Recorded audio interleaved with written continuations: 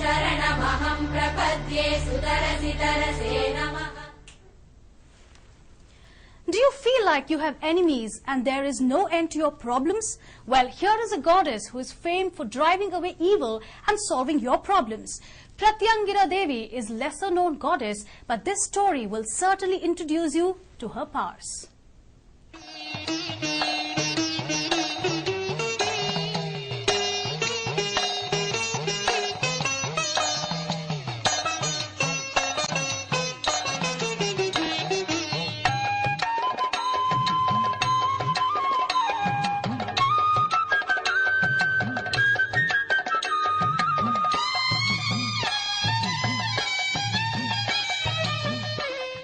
Pratyangira Yagna is performed only on the full moon and new moon days.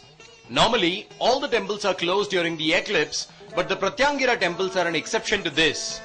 According to mythology, Pratyangira Devi is very powerful during the eclipse, and one will get maximum benefits by performing this yaga during the eclipse.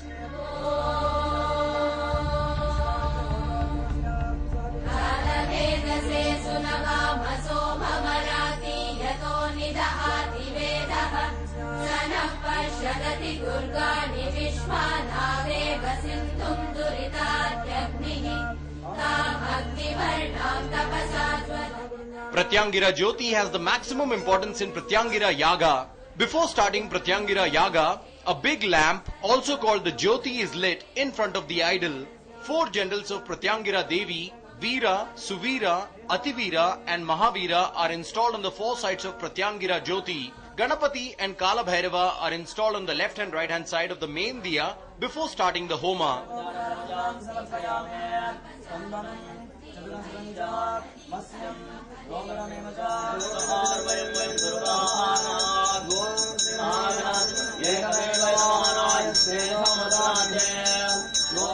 Eight types of oil are used for this: mustard oil, coconut oil, flaxseed oil, neem oil, groundnut oil, sunflower oil, sesame oil and castor oil are all used to light the main diya.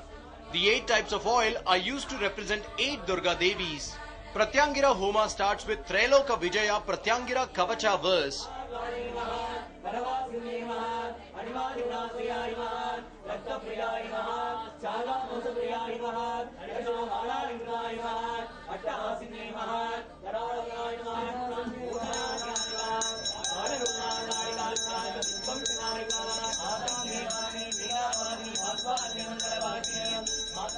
Once the homa starts, the chief priest cannot talk to anyone until the homa is completed. The main priest has to be very careful till the end of the homa, till Purnahuti is done. The goddess is considered to be extremely angry, so there has to be no hindrance in the homa. If at all, the main priest makes any mistake during the homa, it is believed to bring bad luck for the main priest and the person performing the homa. There are 64 types of verses that are read during the homa, and the verses are read according to the problems faced by the person performing the homa.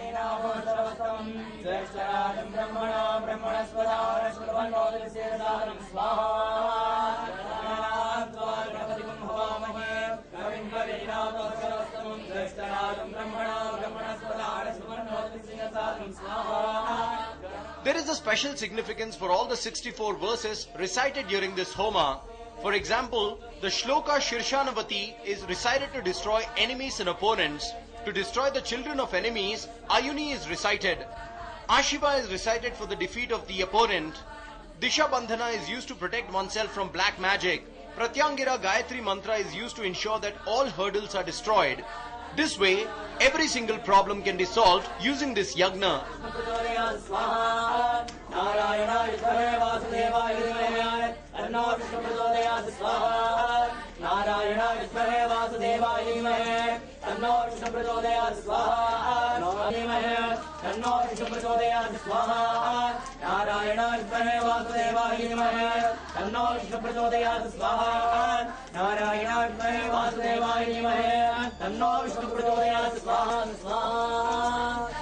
Pratyangira Devi is said to be fond of liquor, beef, honey, and the idol is served with these during the homa.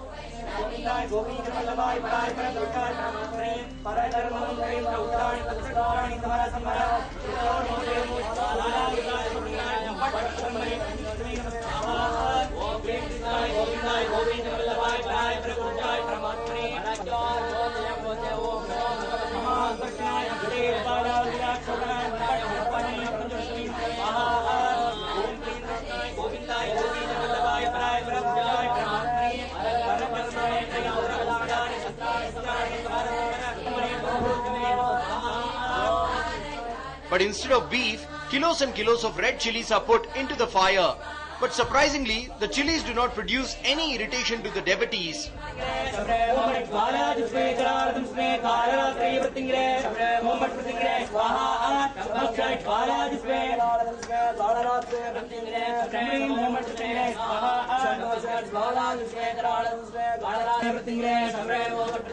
Pratyangira Devi's idol is also served with pumpkin flowers, jamun fruit, saltless vadas, jackfruit idlis, etc. It is believed that the Devi will be pleased with the offerings and will grant all the wishes to the devotees. The Devi also abolishes all evil wish towards the devotee. The Devi also destroys all the animals and people in the house of the enemies. She seems to be the one-stop solution for planetary problems too.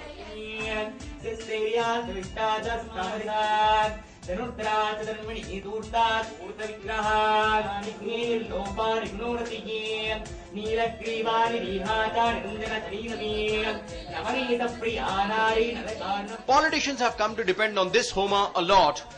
There are several of them who have organized this Homa secretly. In the earlier days, Rajas would perform the Pratyangira Homa before setting off for a battle. Tamil Nadu Chief Minister J. Jayalalitha has performed the Pratyangira Homa with chilies at a temple in Tamil Nadu. It is well known that she achieved political power only after having performed the Homa.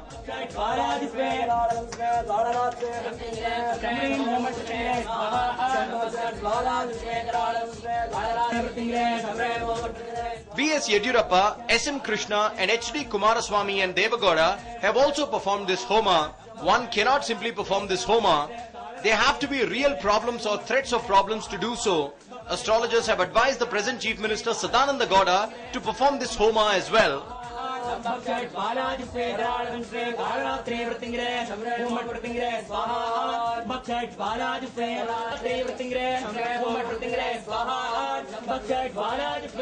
But none of these politicians ever make it public knowledge that they have performed the puja. It is a firm belief that only when a person is truly repentant does the Homa bear fruit.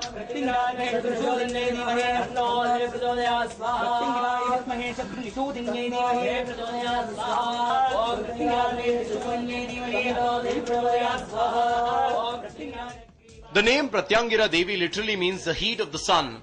The Atharva Veda talks in detail about the worship of Pratyangira Devi. The goddess is also known as Atharvana Bhadrakali. She has the face of a lion and has a sword in one hand, a trishul in the other, while another holds a damaru. Her neck is adorned with a garland of skulls. She sits on a lion and looks fearsome. There is a legend in the Shiva Purana about the birth of Pratyangira Devi. In Shiva Purana, Shiva's wife Sati commits suicide by jumping into the fire of Daksha Yaga that her father is performing. Upset over the loss, Shiva bears the avatar of Kala Bhairava and orders Daksha's head to be brought to him.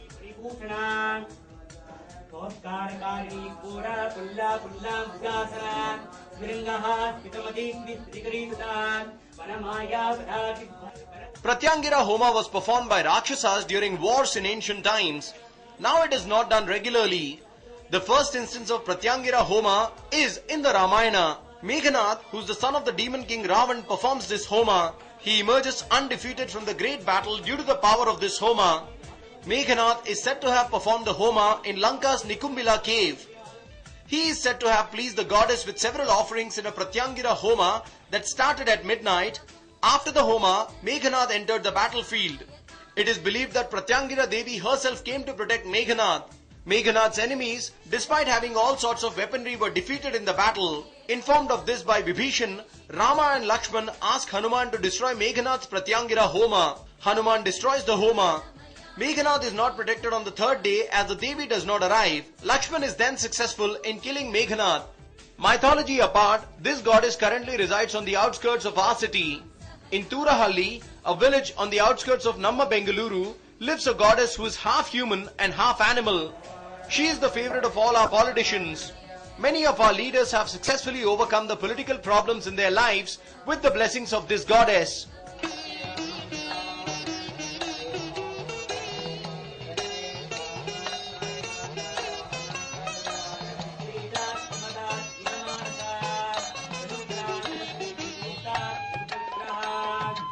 Turahalli is a semi-forest region on the outskirts of Bengaluru. The place is covered with hills and rocks. No human beings pass this place in the dark. People fear to walk in this place during the nights. The successors of the Palani Swami from Coimbatore reside in a part of the land in Turahalli. Gaurish, son of Usha and the grandson of Palani Swami, was then studying his first PUC. It was still 8 p.m. when Gaurish was passing by the Devagowda petrol bunk in Padmanabhanagar after finishing his tuitions in his bike. An old man carrying a heavy gunny bag asked Gaurish for a lift to the Uttarahalli bus stand. Gaurish agreed to drop him and kept the bag in front of his bike. When they reached Uttarahalli bus stop, the old man left without taking back his bag, and Gaurish too forgot to hand over the bag back to the old man. He rode towards his home. He then realized that he had forgotten to give the bag back to the old man. He went back to the Uttarahalli bus stand and looked for the old man. He even made announcements in the microphone at the bus depot, but he could not trace the old man. Gaurish then returned home with a heavy bag. There was no trace of the old man for the next 2 or 3 days. Then after a few days, the family opened the bag with fear and found an idol of a lion-faced goddess. They were all confused to see such an idol which resembled no god or goddess. Then Gaurish's father decided to keep the idol at their residence, but the family experienced strange occurrences. Shadows of 4 men, sounds of anklets were a few among the strange occurrences. The family, after these experiences, visited an occultist who resided at Palakkad in Kerala state. They learnt that the idol was not an ordinary idol, but of a very strong goddess, Pratyangiri.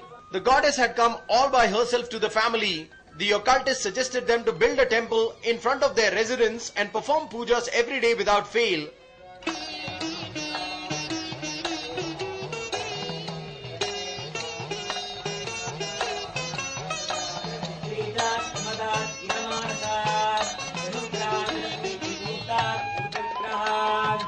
While these inquiries were happening in Kerala, Gaurish's father Rajendra Simha and his closest friend Shetty were alone at their residence. Shetty could not sleep in the afternoon. He came down from the stairs to the sofa which was near the idol. But unaware of the idol being kept there, he went into deep sleep. After a few minutes, he woke up from his slumber when he heard the sounds of anklets. He also saw shadows of 4 men.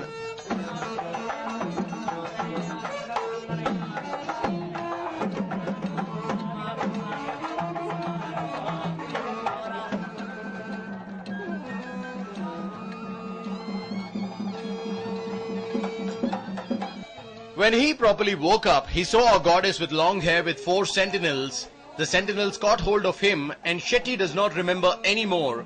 He fainted right there. The family discussed these occurrences with occultists in Kerala. They were told that this goddess is an all-powerful one and they need to build a temple for her. Gaurish's family had suffered major losses in a cloth business in Kerala. This was the reason why they moved to Bengaluru. After the temple was built, they are doing well in business. Their house is peaceful and they are happy.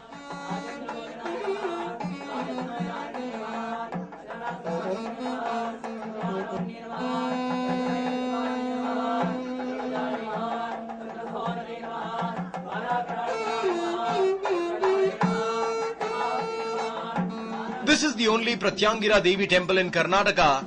People from all over the state visit this temple and pray to the goddess. Her power is well known to those who have prayed her. Vinayak Ganguly with Priya Jain for News 9.